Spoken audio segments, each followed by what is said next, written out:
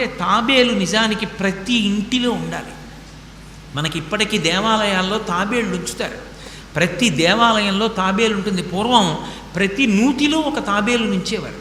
ఎందుకు తాబేటి నుంచుతారో తెలుసా? తాబేటి యొక్క దర్శనము మంగళ దర్శనం. తాబేటి వంక చూస్తే మంగళం. అందుకే ఇంట్లో కనీసం తాబేలు బొమ్మ అట్టి ఉంచుకుంటారు. ఉంచుకుని ఒకసారి ప్రయత్నపూర్వకంగా దాని వంక చూస్తారు. ఎందుకు తాబేలు ఇంట్లో ఉంచుకోవాలి అంటే దాంట్లో ఒక రహస్యం ఉంది. దీక్ష అని ఒక మాట. దీక్ష అన్న మాట దేనికి అన్వయం అవుతుంది అంటే యజ్ఞానికి అన్వయం అవుతుంది. యజ్ఞం చేసేటటువంటి వాడు దీక్ష స్వీకరిస్తాడు.